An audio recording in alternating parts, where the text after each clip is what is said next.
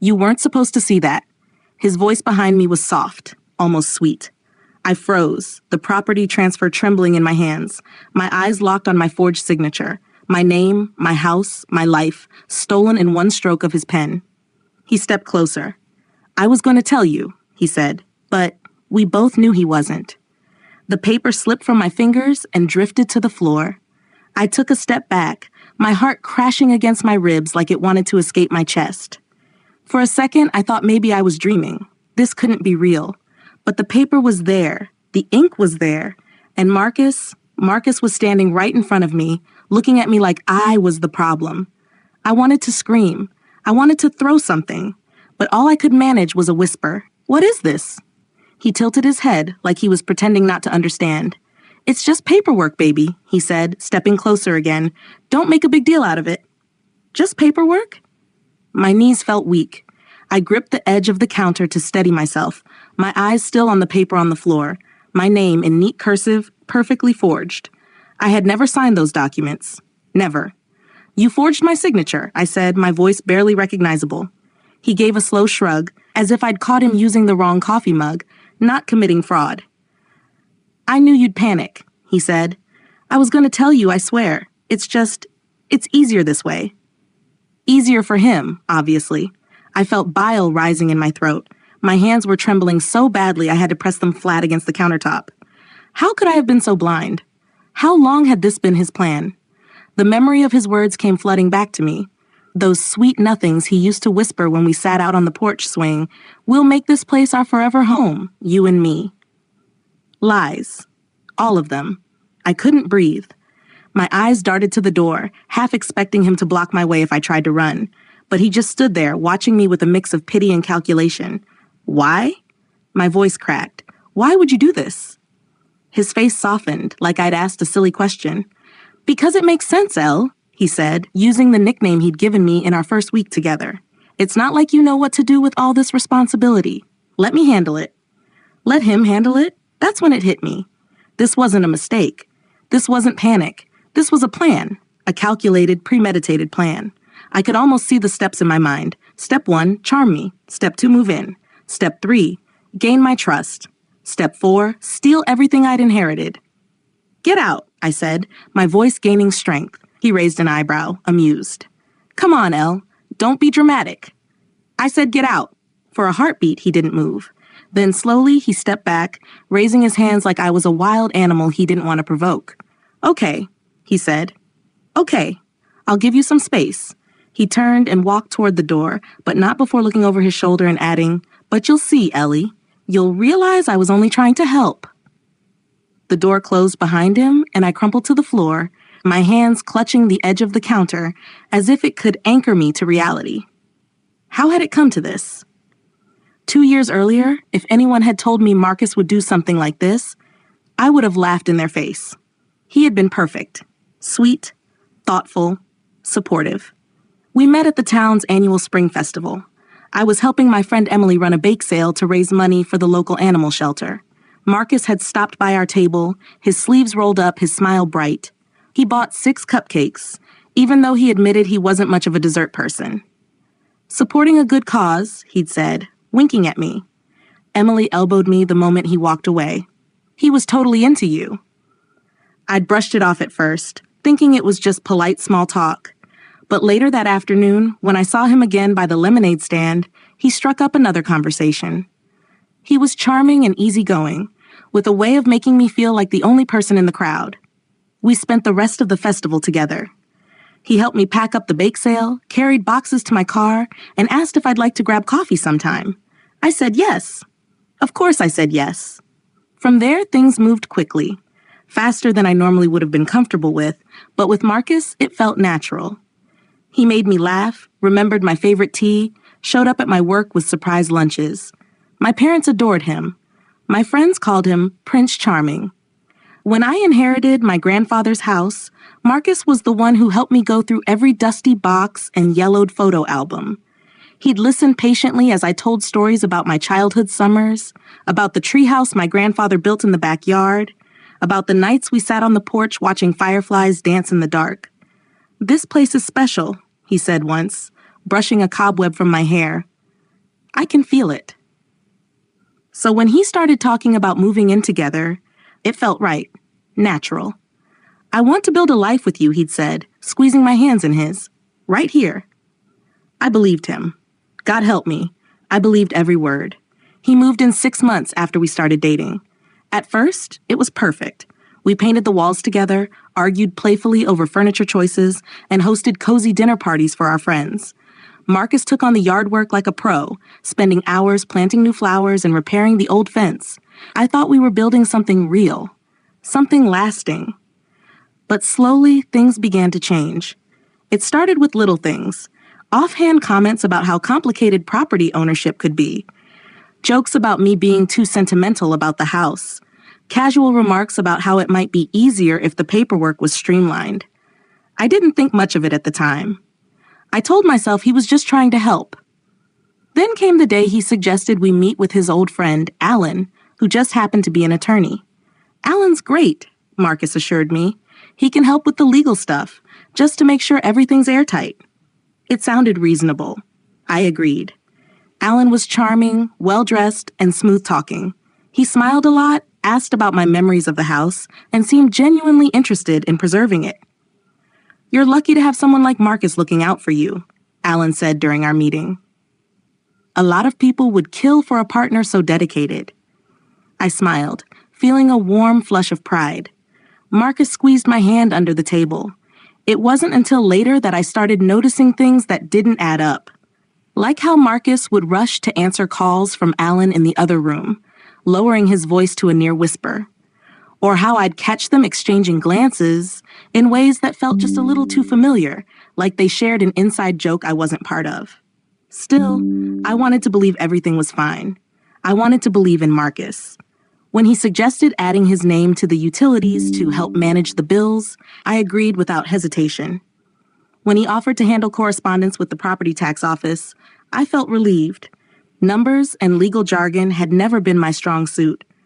And when Alan sent over stacks of documents just for review, I skimmed them, trusting that Marcus would let me know if anything needed my attention. But I didn't sign them. I know I didn't sign them. That's why when I saw my name scrawled in perfect cursive on that property transfer document, every part of me turned cold. Marcus had signed it for me, without my consent, without my knowledge. And I had no doubt Alan was in on it too. The realization felt like ice water pouring through my veins, my hands, still trembling, curled into fists. I picked up the paper, staring at the signature that wasn't mine. I thought about every moment I had trusted him. Every time I had let him take charge because it seemed easier. Every sweet word, every tender moment, all poisoned. A sharp knock at the door jolted me from my spiral. Elle? Emily's voice. Are you home? Relief flooded me so suddenly I almost cried. I stumbled toward the door and flung it open. Emily took one look at my face and her expression darkened. What happened? I couldn't speak. I just held out the paper with my shaky hands. Her eyes scanned the document and her mouth fell open. Elle, she breathed, pulling me into a tight hug. What the hell is this? I wanted to explain, but my throat was too tight. Tears burned behind my eyes. Emily guided me to the couch, easing me down like I was made of glass. She sat beside me, her gaze sharp and focused as she looked at the paperwork again. Tell me everything, she said. I did. I spilled it all. Every moment of doubt, every quiet conversation between Marcus and Alan, every uneasy glance. I told her about the forged signature, about Marcus's shameless explanation. Emily's face twisted with anger. I knew something was off with him, she snapped. Remember when he tried to flirt with Monica at your birthday dinner? And that so-called old friend he keeps texting about the house renovations? My heart stopped. What? Emily's eyes narrowed. Elle, you didn't know? I shook my head, cold dread crawling up my spine. She grabbed her phone and scrolled furiously before shoving it in my hands. There, plain as day, were texts between Marcus and a woman named Selena, a woman he had once introduced to me as his childhood friend. Marcus? Can't wait for you to see the place once it's ours. It looks perfect. I'm already imagining our Sunday mornings there. Just a little longer. She's almost signed everything over. Then it's just you and me, babe. My stomach lurched. I barely made it to the bathroom before I was sick. I sank to the floor, my forehead pressed against the cool tiles, gasping for air. Emily followed, crouching beside me, her hand rubbing gentle circles on my back. "Elle," she said softly, "we're not letting him get away with this." The determination in her voice anchored me. Slowly, I sat up, wiping my mouth with the back of my hand. "I need to get proof," I said hoarsely. "Solid proof." Emily nodded. "We'll get it." Over the next few hours, with Emily's help, I combed through every email, every text thread, every document. We found dozens of little breadcrumbs Marcus had carelessly left behind. Photos of the house he'd sent to Selena, voice messages bragging about the deal of a lifetime, even a note in his phone that read, "Call Alan re-final transfer. Make sure Elle doesn't see docs." Each discovery felt like a knife twisting deeper into my chest, but at the same time, it fueled my resolve. I wasn't going to let him steal my home. Not without a fight. I wasn't going to let him make me the fool. By midnight, Emily and I had assembled a folder so thick it could crush him in court. But I knew I needed one more thing. One final, undeniable piece of evidence. His confession. "Tomorrow," I said, my voice steadying. "Tomorrow, I'll get him to admit it." Emily looked at me, her eyes full of fierce pride. "Hell yes, you will." We barely slept that night. I lay awake, staring at the ceiling, rehearsing every word I would say. I thought about the love I had given Marcus, the trust I had handed him freely, and I thought about how easily he had planned to destroy me. By morning, I was ready. When Marcus came home, whistling as if nothing had happened, I felt an eerie calm settle over me. He kissed my cheek, and I resisted the urge to recoil. "Morning, babe," he said, brightening his keys in the bowl by the door. "Everything okay?" "Actually," I replied, keeping my voice even, "we need to talk." He raised an eyebrow, sensing my tone. "Sure," he said, playing it cool. "What's up?" I gestured to the couch. "Sit down." He hesitated, then obeyed. I took a deep breath and pulled out my phone, hitting the record button. "What's this about?" he asked, forcing a laugh. "You're making me nervous." "You should be," I said. For a second, fear flickered in his eyes, but he masked it with a smile. "Elle, come on, talk to me." "Fine," I said, keeping my gaze steady. "Let's talk about the forged signature on the property transfer." His face paled. He opened his mouth, but no words came out. "You signed my name," I continued, my voice gaining strength with every syllable, "without my knowledge, without my consent." Marcus swallowed hard. "Elle, I was only trying to." "Save it," I snapped. "You were trying to steal my home." Silence stretched between us, thick and heavy. Finally, he broke. "Okay," he said, his voice barely above a whisper. "Yes, I did it, but Elle, I did it for us, for our future." I ended the recording and tucked my phone safely into my pocket. Game over. "For us?" I repeated, my voice sharp like broken glass. "Don't insult me." His hands spread wide in a desperate gesture, palms facing me like he could push the truth back into his mouth. "Elle, come on. You know what this place means to me. To us. I wanted to make sure everything was secure." "Secure?" I nearly laughed, though it came out as more of a bitter choke. "You wanted to make sure you owned everything when you left me for Selena." His face blanched, lips parting in visible panic. "Selena? What are you talking about?" "Don't play dumb, Marcus." I pulled out my second phone, the old one I almost never used but had charged up for this exact moment. I opened the folder Emily and I had assembled, and without a word, turned the screen toward him. There it was, his messages to Selena, as plain and damning as the sunrise. His mouth opened and closed like a fish gasping for air. "I don't know what you think you found," he stammered, "but it's not what it looks like." I let the silence stretch, my gaze never leaving his face. I wanted him to feel every second of it, every beat of shame and fear. "It looks like you've been planning to steal my inheritance and play house with your mistress," I said coldly. "But by all means, explain it to me." His bravado crumbled. He slumped on the couch, burying his face in his hands. "I needed this, Elle," he mumbled through his fingers. "You don't understand. I've been drowning in debt, student loans, credit cards, everything. I thought if I could just get a fresh start, we could be happy." "You mean you could be happy," I corrected. "You never planned for us, just for yourself." He said nothing. My heart thudded against my ribs, fast and furious, but I forced myself to stay calm. I needed to finish this. I needed to close the chapter once and for all. "I want you out," I said firmly, "tonight." He looked up at me, hope flickering desperately in his eyes. Elle, please. Don't do this. We can fix this. We're a team. No, I said. You're a liar and a thief. And as of this moment, you're also homeless. His expression hardened, the pleading melting into something colder, meaner. You think you can just kick me out after everything I've done for you? I didn't flinch. Watch me. I turned and walked out of the room, my hands shaking but my spine straight. Emily was waiting in the kitchen, her phone in hand, her face pale but determined. Did you get it? She whispered. I nodded, showing her the recording on my phone. Every word.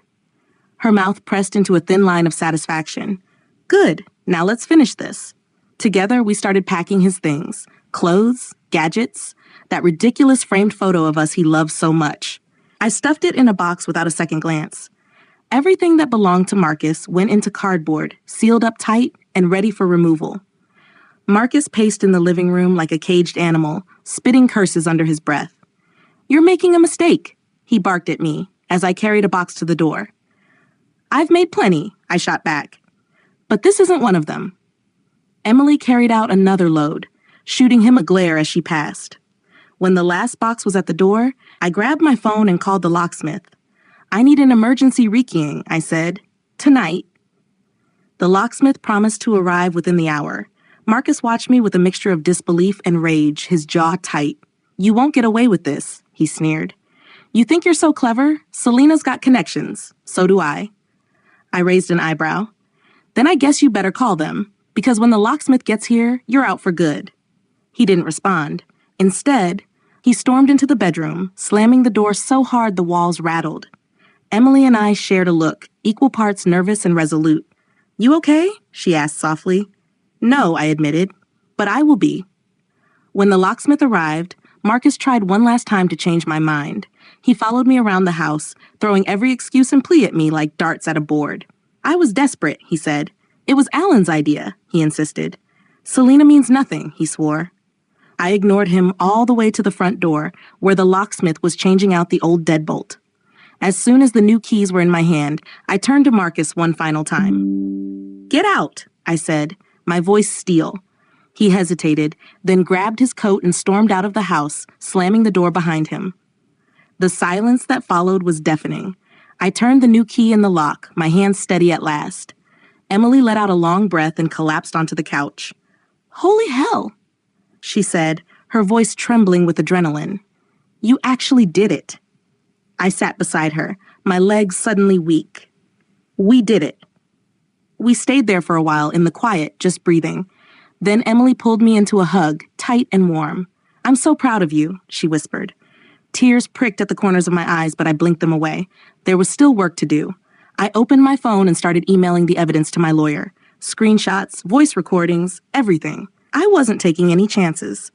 Emily helped me compile it all, her fingers flying across the keyboard. By the time we're done, she said, Marcus won't have a leg to stand on. Good, I replied. Because I wasn't just going to kick him out. I was going to burn his whole plan to the ground. The next morning, I woke up to a flood of messages. Not from Marcus. No, he seemed to understand now that he'd lost access to me.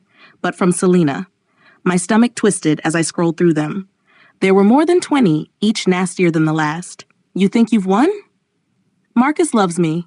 He always did. You'll regret this, you pathetic little girl. I deleted every single one without responding. But then Emily sent me something that made my blood run cold. A screenshot from Selena's social media. A photo of my house, with the caption, soon to be ours. I clenched my fists so hard my nails dug into my palms. This is war, Emily said, her eyes flashing with fire. We spent the rest of the day locking everything down. Bank accounts, utilities, insurance policies. I called my family lawyer and explained everything. He was furious on my behalf and promised to get the forged documents thrown out. But I wasn't done yet. I needed Marcus and Selena to know that I wasn't just going to defend myself. I was going to fight back. Hard. That night, as Emily and I sat at the kitchen table, surrounded by folders and laptops, I got an idea. What if we invite them to the housewarming party? I asked, a slow smile creeping across my lips. Emily's eyes widened, then narrowed with delighted suspicion. You're serious? Dead serious. I could see it already, the perfect stage for their downfall. One final play with an audience of friends and family who would see them for who they really were. Emily grinned. I love it. We spent the next few days planning every detail. Invitations were sent, drinks and food were ordered, and I made sure the guest list included everyone who mattered, including Marcus's family and, of course, Selena. I even sent her a personal invitation, just to twist the knife. Her reply came within minutes. Wouldn't miss it for the world. Good. The day of the party arrived faster than I expected. As I stood in front of the mirror adjusting my dress, I felt a strange mix of nerves and excitement. Emily came up behind me, smoothing a stray strand of hair from my shoulder. You look like a woman about to ruin someone's life, she said with a wink. That's the idea, I replied. Guests began to arrive as the sun dipped below the horizon. Laughter and chatter filled the house, my house, the house Marcus had tried to steal. I greeted everyone with a warm smile, all while keeping an eye on the door. When Marcus and Selena finally walked in, arm in arm like they owned the place, the room seemed to still. Whispers rippled through the crowd. I stepped forward to greet them. Marcus, I said smoothly. Selena, so glad you could make it. Selena's smile was saccharine, but her eyes were sharp. Wouldn't miss it, she said, her gaze sweeping over the house like she was already picking out drapes. Perfect, I replied.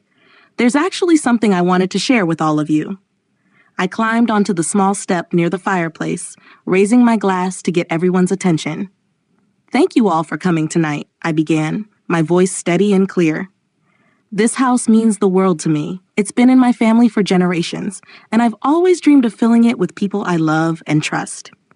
My gaze flicked to Marcus and Selena. Unfortunately, I continued, not everyone here deserves that trust. A hush fell over the room. I pulled out my phone and with a tap, played the recording of Marcus's confession. The silence deepened as his voice filled the air. Okay, yes, I did it. But Elle, I did it for us, for our future. Gasps erupted around the room. All eyes turned to Marcus, who had gone pale as milk. Selena's expression twisted in fury. She hissed something under her breath and turned on him. You said you handled it, she snapped loud enough for the whole room to hear. I wasn't finished. I projected the messages between Marcus and Selena onto the living room TV for everyone to see. Can't wait for you to see the place once it's ours. It looks perfect. I'm already imagining our Sunday mornings there. The crowd erupted in shocked murmurs. Marcus tried to speak, to defend himself, but it was too late. His father, red-faced and shaking, stepped forward. You've shamed this family, he spat. Get out of my sight. Selena, abandoning all pretense, pushed Marcus aside and stormed toward the door, but not before throwing me one last venomous glare. This isn't over, she seethed. Oh, but it is, I replied, my voice cool as ice. She disappeared into the night. Marcus, now alone, turned to me with desperation in his eyes. Elle, he begged, please, we can fix this. I tilted my head, considering him for a brief, cruel moment. No, I said. You're finished. I turned away, and the room erupted in applause. Emily squeezed my hand as the guests rallied around me with support and praise. You did it, she whispered. But I wasn't done yet. After the party, once the last guests had left, I stood alone in the living room, taking it all in. The house felt lighter somehow, as if it had been freed from a dark cloud. My phone buzzed. A message from my lawyer. The forged documents have been nullified. You're in the clear. Relief washed over me in a tidal wave. I sank onto the couch, finally allowing myself to exhale. Marcus and Selena were out of my life. The house was safe, and for the first time in months, I felt truly free. Emily plopped down beside me, raising an imaginary glass. To new beginnings, she said. To freedom, I replied. And for the first time, I truly meant it. The next morning, sunlight spilled through the windows, bathing the living room in gold. I sat at the kitchen table, my hands wrapped around a warm mug of tea, staring out at the garden my grandfather had planted so many years ago. For once, I wasn't thinking about Marcus or Selena. I wasn't thinking about forged documents or stolen futures. I was thinking about me, about what I wanted, about what came next. Emily joined me a moment later, still in her pajamas, her hair a wild halo around her face. She plopped into the chair across from me and sighed contentedly. Feels different in here, she said, stretching her arms above her head. It does, I agreed softly. It feels like mine again. She smiled and nudged my mug with hers in a gentle toast. Because it is. A knock at the door interrupted our quiet moment. My breath hitched, my mind instantly racing with worst-case scenarios. But when I opened the door, it was the courier from my lawyer's office, holding a thick envelope. "Morning," he said brightly. "I have the official paperwork for you. Thought you'd want it in person." I signed for the envelope with trembling fingers and thanked him before closing the door. Emily leaned over my shoulder as I tore it open. Inside were the legal confirmations, the documents that nullified the forged transfer, statements affirming my sole ownership of the property, an official letter stating Marcus had no legal claim to the house. I felt tears prick my eyes, but this time they weren't from fear or heartbreak. They were from victory. "You did it," Emily breathed, her voice thick with emotion. "No," I corrected gently. "We did." We sat back down at the table, the envelope between us like a trophy. I traced my fingers over my name at the bottom of the documents, feeling a quiet pride settle in my chest. This house had been my grandfather's legacy, and now it was mine, untainted, unchallenged, and completely free from Marcus's grasp. As if on cue, my phone buzzed on the table. I hesitated before picking it up, half expecting another barrage of threats or manipulations. But it was a message from my dad. "Proud of you, kiddo. Come by for dinner tonight. Mom's making your favorite." A lump formed in my throat at the simple words. I typed back a quick, wouldn't miss it, and set my phone down with a small smile. "You know," Emily said, watching me, "you could do something amazing with this place." I raised an eyebrow. "Like what?" "Turn it into a bed and breakfast," she suggested. "Host writing retreats. Open a little cafe on the weekends. Make it more than just a house. Make it a sanctuary." The idea planted itself in my mind, blossoming almost instantly. "I like that," I admitted. "I really like that." She grinned. "See? New beginnings." We spent the rest of the morning brainstorming possibilities, sketching out ideas on a notepad. For the first time in weeks, I felt excitement buzzing in my veins instead of dread. But even as we planned, I couldn't fully shake the shadow that Marcus had left behind. That afternoon, while Emily ran to grab lunch, I found myself pacing the living room, my gaze drifting toward the window. The driveway was empty, the street quiet. Yet I couldn't shake the feeling that something was still unfinished. Almost as if summoned by my thoughts, my phone buzzed again, a number I didn't recognize. I nearly ignored it, but some stubborn part of me needed to see. The message was short, simple. "You think you've won, but this isn't over." My stomach twisted. Marcus, of course it was him. Before I could even process the words, another message followed. "I know things about your family, about your father's business, things that could ruin everything." My heart pounded painfully in my chest, but I forced myself to breathe.